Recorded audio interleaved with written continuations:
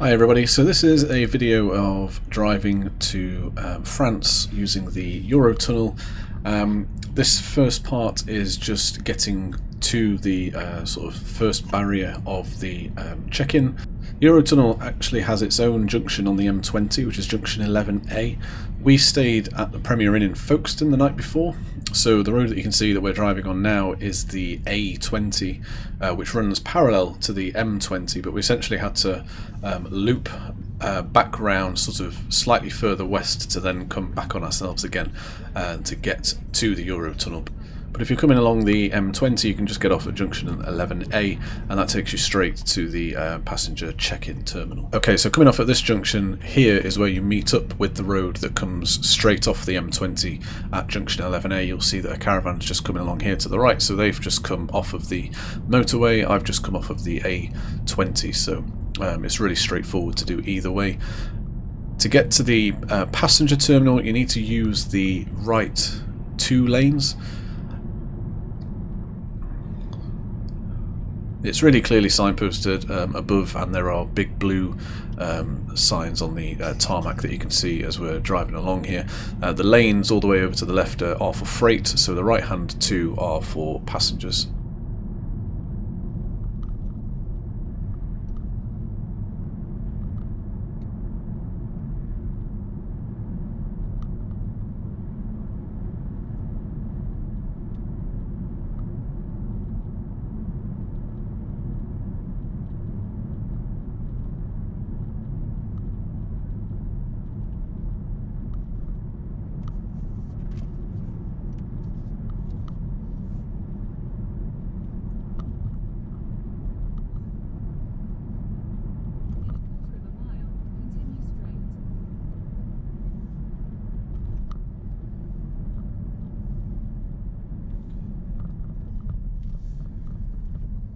And here you can just go to any of the booths that has a green arrow above it.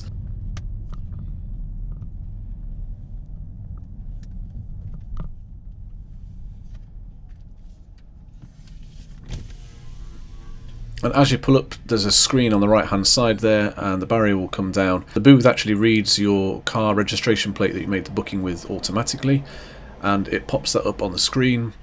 Asks you to confirm a number of details. One, your sort of booking reference and car registration plate, number of passengers you're travelling with.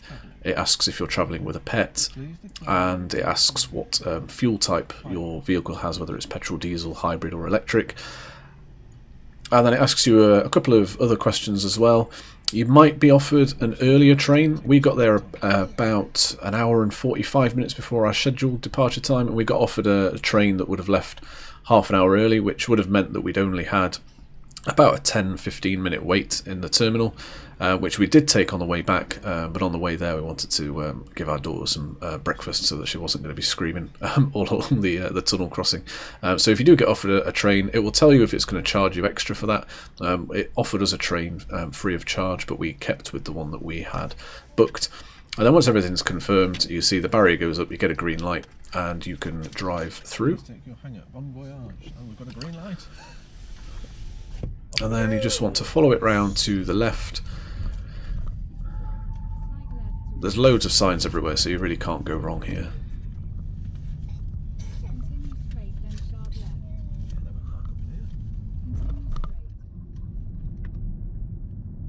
They are doing a bit of work at the terminal at the time of recording, so there are quite a few bollards and cones around. It doesn't affect anything to do with the terminal or affect the experience of getting on the tunnel at all, but it's just something to be mindful of as you're driving through. If you've been going through here lots of times previously, then it might be slightly different, because this lane is actually supposed to be for cars driving in the other direction, but obviously they'll finish this work at some point, and all of this will have gone away.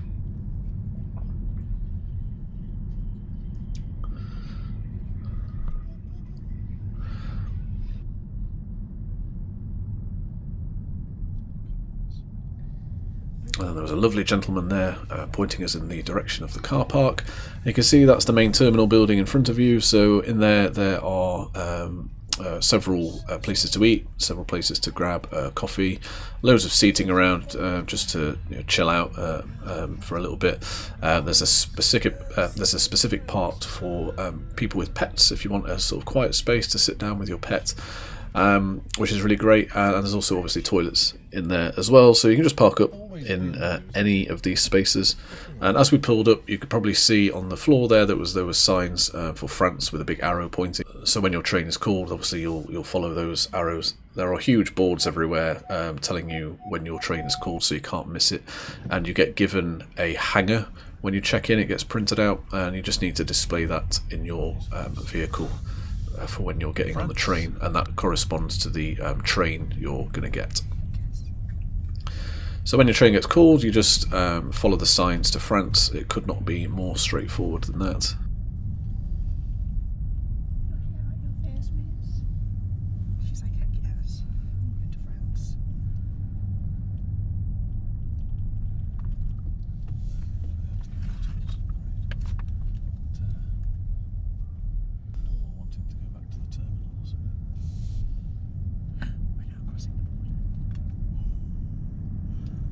Now we're going to go through security checks and passport control on the UK side. So again, there's multiple lanes here. Choose any of the lanes that are open. At the time that we went through, there was only a couple of lanes open, but it wasn't very busy at all. We got through here, I would say, easily within 5 minutes. It didn't take very long at all. It was pretty straightforward. So the first check that happens is a police check, just to make sure that you're not a wanted criminal before you leave the country. That didn't take very long at all. Thank you. And the second window is just your general passport control like you would have at any airport or cruise terminal or anything like that.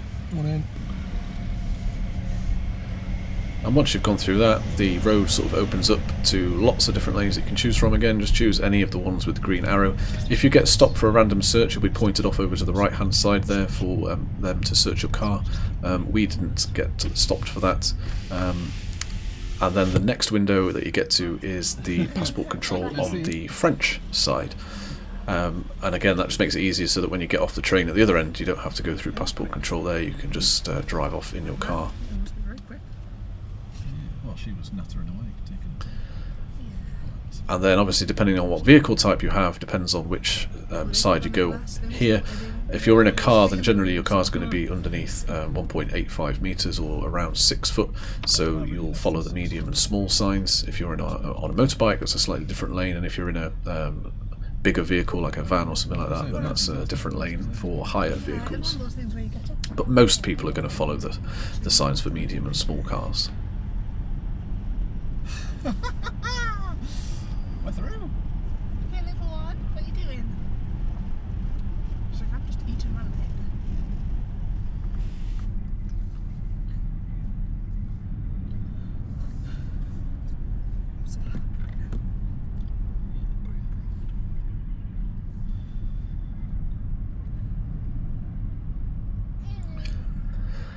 Then as you get around the corner here, there's a person that will show you a sign with a number on it, and that is for which lane to go in. So we were given lane 11.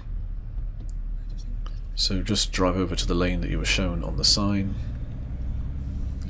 And then you might have a bit of a wait here. We waited here maybe 10 minutes or so. There are toilets over here if somebody is desperate before you get on the train.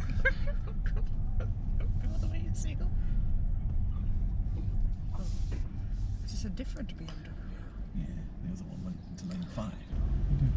And then that's it. Once your lane has given the green light and the barrier goes up, you are now driving round to the train.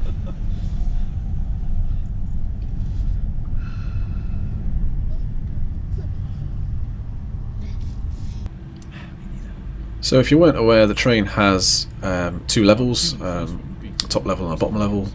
We were put on the top level for this one, so we're going to go through this first opening on the left here. It might look a bit like a tight gap on the video, but actually there was loads of space. I was in a sort of medium-sized SUV. There was loads of room to get in the opening and around the corner. It just makes it look a bit tighter on the video because it's filmed on a GoPro. and then you just need to keep driving all the way to the front until somebody will guide you with where to exactly stop your car. Just here. Or if you go down. They close some of these things, you see. So it's the soup. There are toilets on the train as well, but when we got on, there were only toilets on that were working on or open rather on 2 of the carriages. So we had to walk through several carriages. I think we had to walk through 4 or 5 carriages to get to a toilet that was actually working. So just bear that in mind. You can get through these doors. So they're going to close these doors, and a shutter will come down in the middle. So you can get through to the other carriages. You just have to press a button and go through these sort of big metal doors that you can see either side of the shutter that comes down.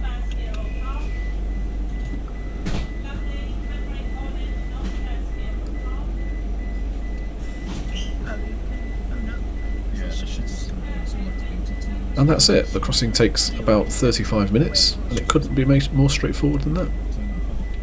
Alright, so once the crossing is finished, the doors and shutters, they open automatically, and then just follow all the cars to drive off, of course.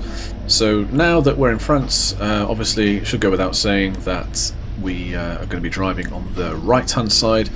If you're worried about getting that wrong, then I wouldn't worry at all. It is basically impossible to drive on the wrong side of the road when getting off the Eurotunnel. It's been designed like that on purpose.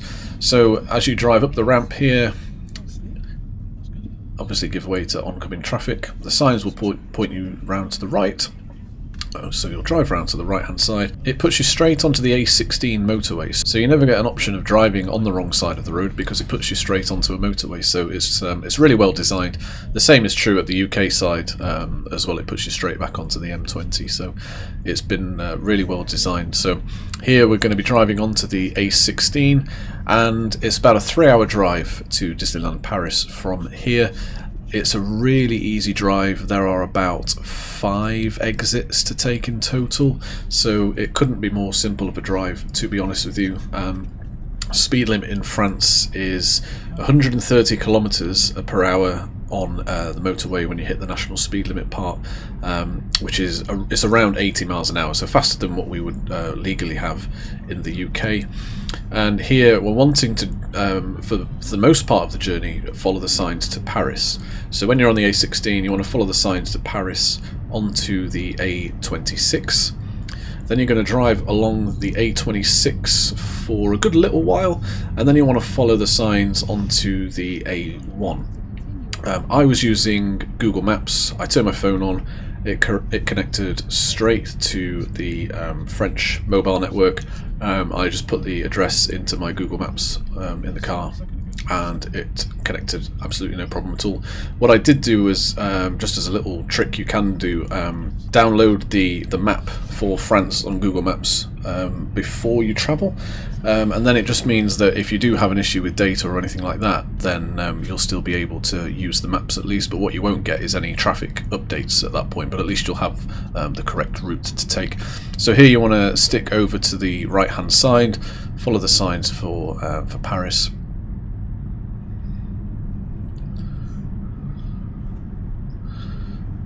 And obviously now that we're driving on the right hand side, you want to be all the way over in the right hand lane, unless you're overtaking, and you'll overtake in the left lanes if you like.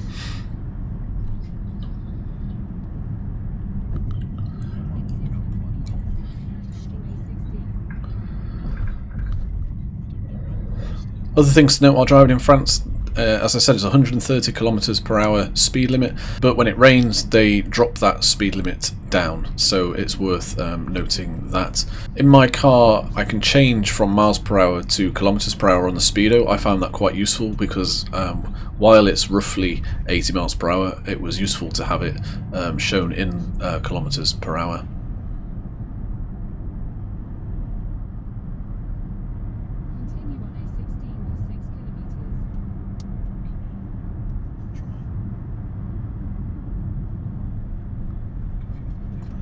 Now I just want to stick over to the left and carry on to the A26.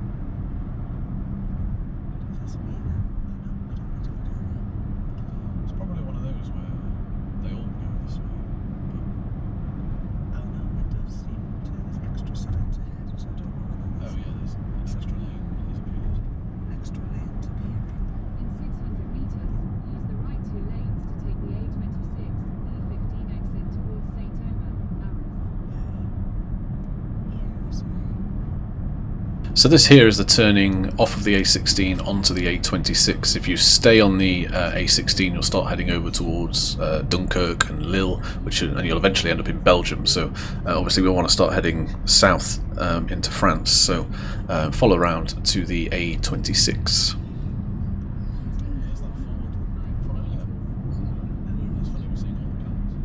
You'll stay on the A26 for quite a while before getting onto the A1. And there's plenty of places to stop for a bathroom break or for a drink and something to eat along the way. We waited until we were about halfway into the journey, so along the A1 there's multiple places to stop for food and drink, and also fuel if you need it. We stopped about an hour and a half into our journey. It's about a 3-hour journey, so it broke up the journey quite nicely by stopping halfway.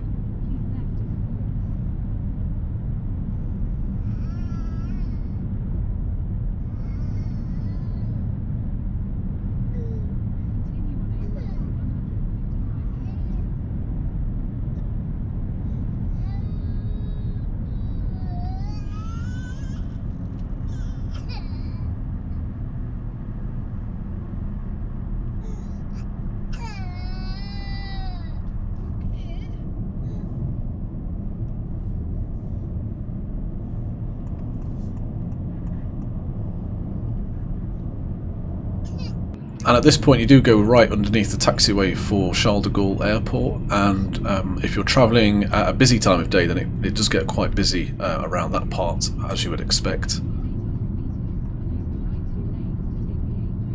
And then you turn off of the A1 onto the A104.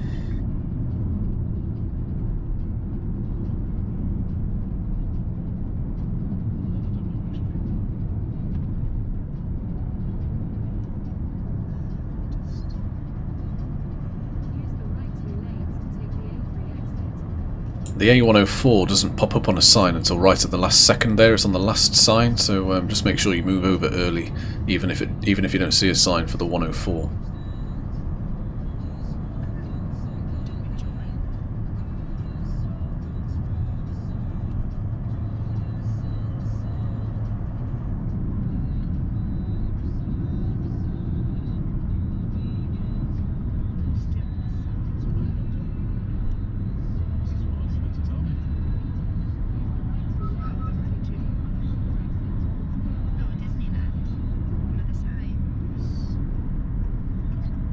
And you can see that there was a sign for Disneyland Paris there. There are quite a few signs. Obviously, the closer you get to Disneyland Paris, the more signs that you will see. You don't see any for the first, I would say, at least hour of your journey, but I think you start to pick them up somewhere along the A1. I think we saw our first sign, and that sign there was on the A104.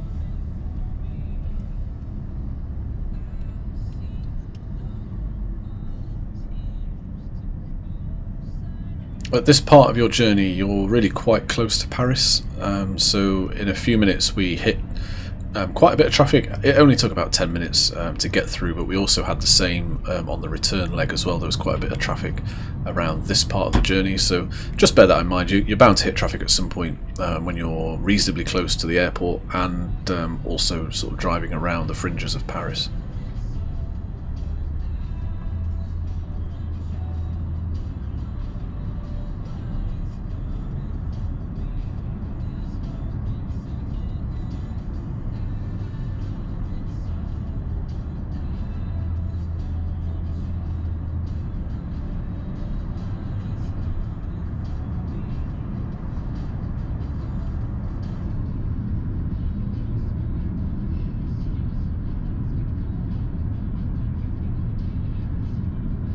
After the A104, you want to take the A4, That is basically the last major turn to take, apart from the one to get you onto Disneyland property. So as you can see, it's been a pretty simple drive so far.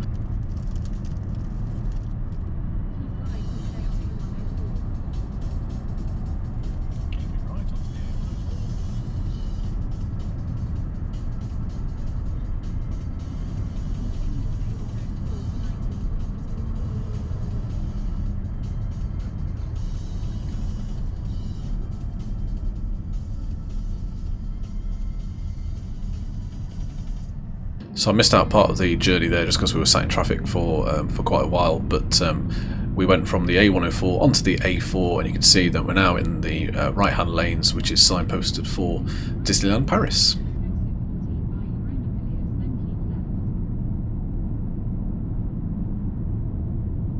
Other things to bear in mind is that the route that you take to Disneyland Paris is a toll road, so you will have to pay.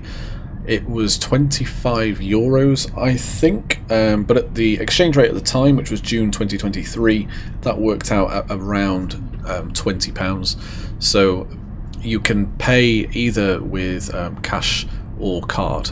We just paid card, just did a contactless, tapped it, and it was fine.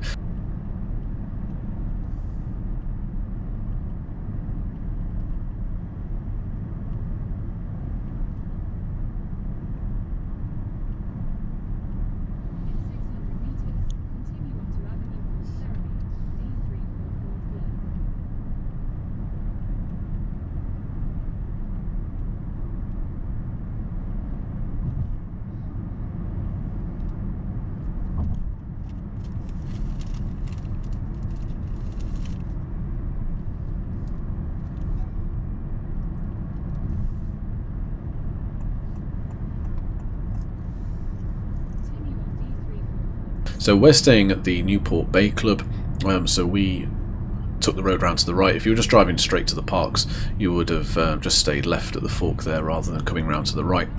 Round to the right takes you to the Disney Village and the Disney hotels.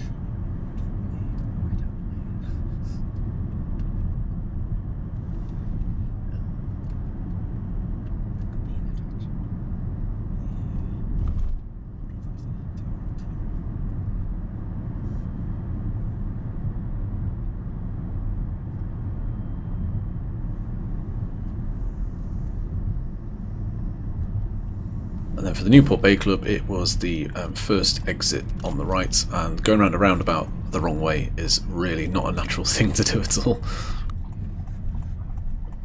Or the wrong way if you're from the UK at least.